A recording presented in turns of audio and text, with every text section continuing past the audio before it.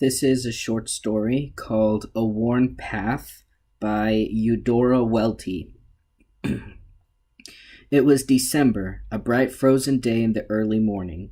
Far out in the country, there was an old Negro woman with her head tied in a red rag, coming along a path through the pine woods. Her name was Phoenix Jackson. She was very old and small, and she walked slowly in the dark pine shadows, moving a little from side to side in her steps, with the balanced heaviness and lightness of a pendulum in a grandfather clock. She carried a thin, small cane made from an umbrella, and with this she kept tapping the frozen earth in front of her. This made a grave and persistent noise in the still air that seemed meditative, like the chirping of a solitary little bird. She wore a dark striped dress reaching down to her shoe tops, and an equally long apron of bleached sugar sacks with a full pocket, all neat and tidy. But every time she took a step, she might have fallen over her shoelaces, which dragged from her unlaced shoes. She looked straight ahead. Her eyes were blue with age. Her skin had a pattern all its own of numberless branching wrinkles, and as though a whole little tree stood in the middle of her forehead, but a golden color ran underneath, and the two knobs of her cheeks were illuminated by a yellow burning under the dark. Under the red rag, her hair came down to her neck in the frailest of ringlets, still black and with an odor like copper. Now and then there was a quivering in the thicket. Old Phoenix said, "Out of my way, all you foxes, owls, beetles, jackrabbits, coons, and wild animals. Keep out from under these feet, little bob whites. Keep the big wild hogs out of my path. Don't let none of those come run in my direction. I got a long way." Under her small, black, freckled hand, her cane, limber as a buggy whip, would switch at the brush as if to rouse up any hiding things. Oh, she went. The woods were deep and still. The sun made the pine needles almost too bright to look at. Up where the wind rocked, the cones dropped as light as feathers. Down in the hollow was the mourning dove. It was not too late for him. The path ran up a hill. "Seem like there is chains about my feet time I get this far," she said, in the voice of an argument old people keep to use with themselves. "Something always take a hold of me on this hill. Pleads I should stay." After she got to the top, she turned and gave a full, severe look behind her where she had come up. "Up through pines," she said at length, "now down through oaks." Her eyes opened their widest, and she started down gently, but before she got to the bottom of the hill, a bush caught her dress. Her fingers were busy and intent, but her skirts were full and long, so that before she could pull them free in one place, they were caught in another. It was not possible to allow the dress to tear. "I in the thorny bush," she said. "Thorns, you doing your appointed work. Never want to let folks pass, no sir. Old eyes thought you was a pretty little green bush." Finally, trembling all over, she stood free, and after a moment dared to stoop for her cane.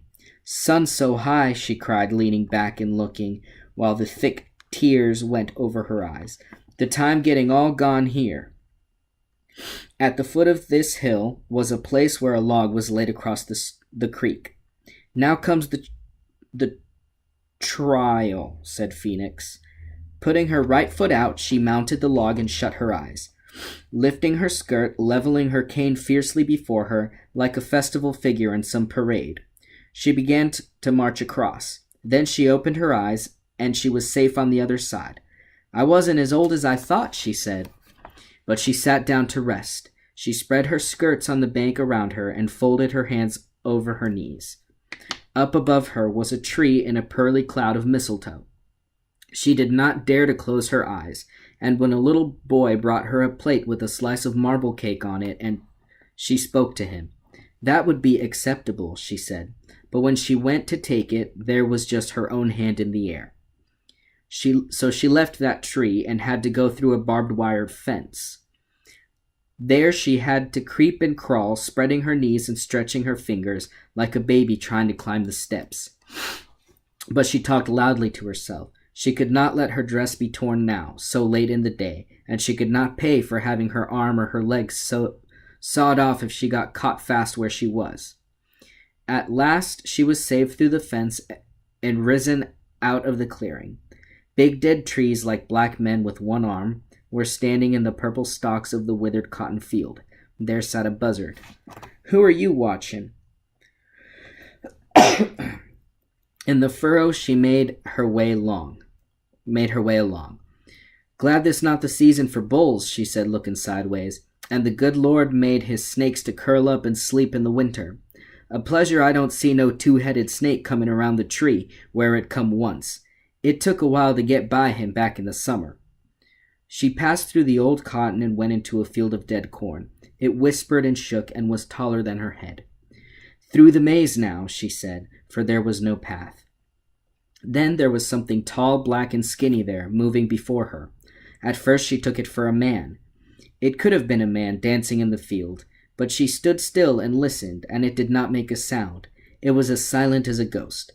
"Ghost," she said sharply, "who be you the ghost of? For I have heard of nary death close by." But there was no answer, only the ragged dancing in the wind.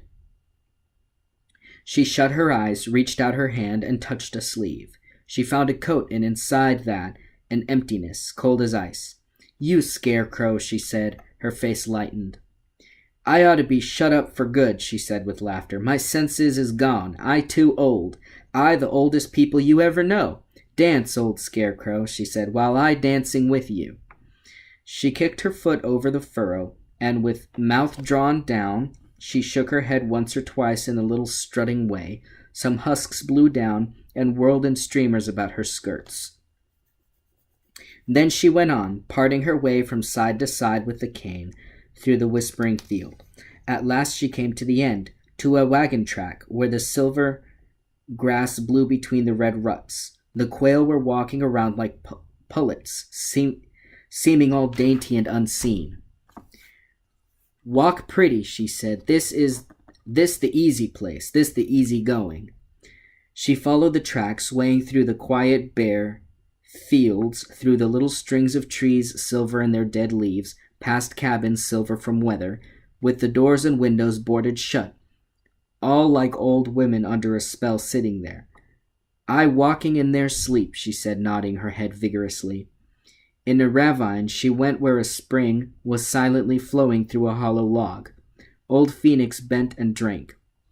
"Sweet gum makes the water sweet," she said, and drank more. "Nobody know who made this well, for it was here when I was born." The track crossed a swampy part where the moss hung as white as lace from every limb. "Sleep on, alligators, and blow your bubbles." Then the track went into the road. Deep, deep, and the road went down between the high green-colored banks. Overhead the live oaks met, and it was dark as a cave. A black dog with a lolling tongue came out of the weeds by the ditch. She was meditating and not ready, and when he came at her, she only hit him a little with her cane. Over she went in the ditch like a little puff of milkweed. Down there her senses drifted away. A dream visited her, and she reached her hand up, but nothing reached down and gave her a pull. So she lay there and presently went to talking. "Old woman," she said to herself, "that black dog come up out of the weeds to stall you off, and now there he be sitting on his fine tail smiling at you." A white man finally came along and found her, a hunter, a young man with his dog on a chain. "Well, Granny," he laughed, "what are you doing there?" "Lying on my back like a June bug waiting to be turned over, mister," she said, reaching up her hand. He lifted her up, gave her a swing in the air, and set her down. "Anything broken, Granny?" "No, sir. Them old dead weeds is springy enough," said Phoenix, when she had got her breath. "I thank you for your trouble." "Where do you live, Granny?" he asked, while the two dogs were growling at each other. "Away back yonder, sir, behind the ridge. You can't even see it from here." "On your way home?" "No, sir, going to town." "Why, that's too far. That's as far as I walk when I come out myself, and I get something for my trouble." He patted the stuffed bag he carried, and there hung down a little closed claw. It was one of the bobwhites, with its beak hooked bitterly to show it was dead. "Now you go on home, Granny." I bound to go to town, mister," said Phoenix. "The time come around." He gave another laugh, filled the whole landscape. "I know you old colored people. Wouldn't miss going to town to see Santa Claus." But something held Phoenix very still. The deep lines in her face went into a fierce, indifferent radiation. Without warning, she had seen with her own eyes a flashing nickel fall out of the man's pocket onto the ground. "How old are you, Granny?" he was saying. "There is no tellin', mister," she said, "no tellin'." Then she gave a little cry and clapped her hands and said, "Get on away from here, dog. Look at that dog."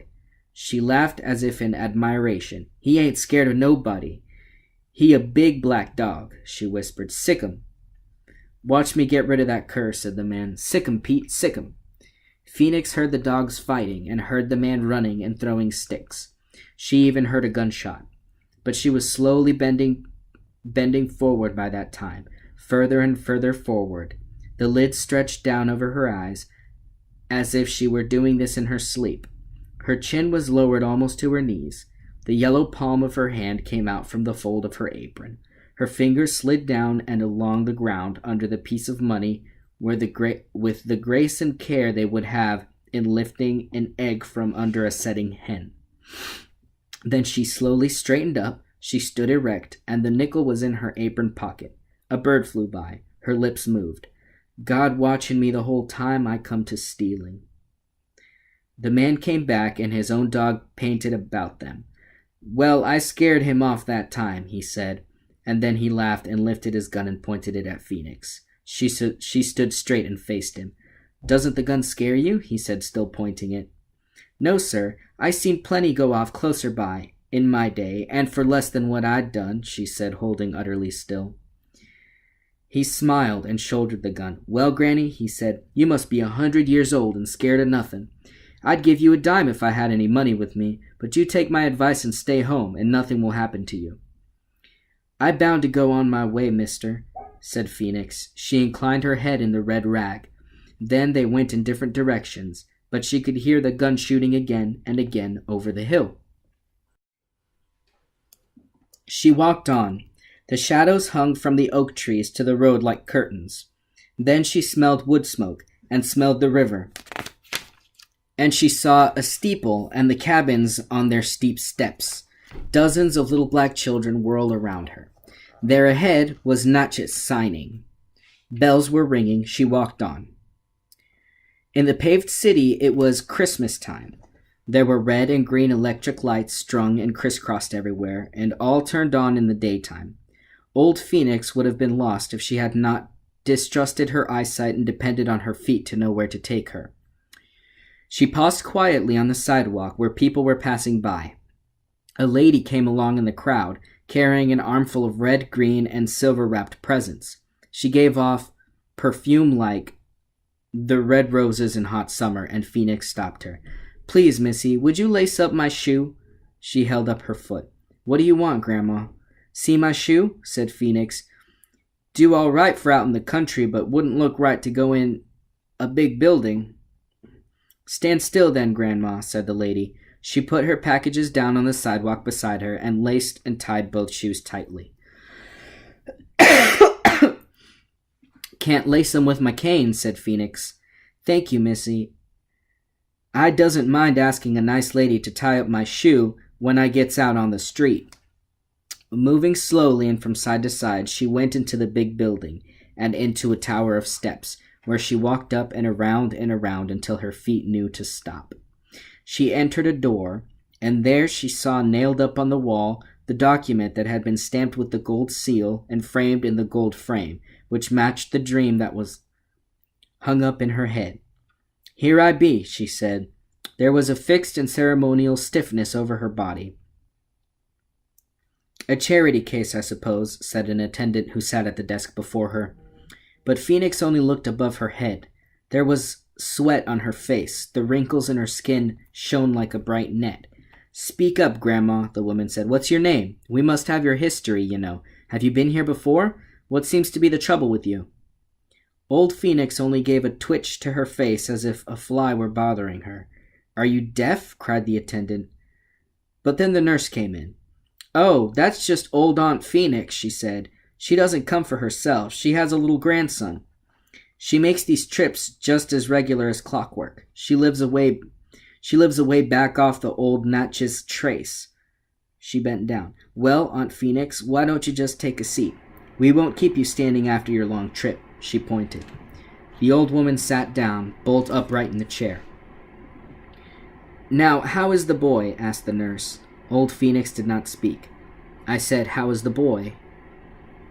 But Phoenix only waited and stared straight ahead, her face very solemn and withdrawn into rigidity. "Is his throat any better?" asked the nurse. "Aunt Phoenix, don't you hear me? Is your grandson's throat any better since the last time you came for the medicine?" With her hands on her knees, the old woman waited, silent, erect, and motionless, just as if she were in an armor. "You mustn't take up our time this way, Aunt Phoenix," the nurse said. "Tell us quickly about your grandson and get it over. He isn't dead, is he?" At last there came a flicker, and then a flame of comprehension across her face, and she spoke. "My grandson. It was my memory had left me. There I sat and forgot why I made my long trip." "Forgot?" the nurse frowned. "After you came so far?" Then Phoenix was like an old woman begging a dignified forgiveness for waking up frightened in the night. "I never did go to school. I was too old at the surrender," she said in a soft voice. "I'm an old woman without an education. It was my memory fail me. My little grandson, he is just the same, and I forgot it in the coming." "Throat never heals, does it?" said the nurse, speaking in a loud, sure voice to old Phoenix. By now she had a card with something written on it, a little list. "Yes, swallowed lie. When was it? January 3 years ago?" Phoenix spoke unasked now. "No, missy, he not dead. He just the same. Every little while his throat begin to close up again, and he not able to swallow. He not get his breath. He not able to help himself, so the time come around and I go on another trip for the soothing medicine." "All right. The doctor said as long as you came to get it, you could have it," said the nurse, "and it's an obstinate case." "My little grandson, he sit up there in the house all wrapped up waiting by himself," Phoenix went on. "We is the only two left in the world. He suffer and it don't seem to put him back at all. He got a sweet look. He going to last. He wear a little patch quilt and peep out holding his mouth open like a little bird. I remembers so plain now. I not going to forget him again, no. The whole enduring time. I could tell him from all the others in creation." "All right," the nurse was trying to hush her now. She brought her a bottle of medicine. "Charity," she said, making a check mark in the book. Old Phoenix held the bottle close to her eyes, and then carefully put it in her pocket. "I thank you," she said. "It's Christmas time, Grandma," said the attendant. "Could I give you a few pennies out of my purse?" 5 pennies is a nickel," said Phoenix stiffly. "Here's a nickel," said the attendants. Phoenix rose carefully and held out her hand. She received the nickel and then fished the other nickel out of her pocket and laid it beside the new one. She stared at her palm closely, with her head on one side. Then she gave a tap with her cane on the floor. "This is what come to me to do," she said. "I go into the store and buy my child a little windmill they sells made out of paper. He going to find it hard to believe there's such a thing in the world. I'll march myself back where he waiting, holding it straight up in his hand. In this hand." She lifted her free hand, gave a little nod, turned around, and walked out of the doctor's office. Then her slow step began on the stairs going down.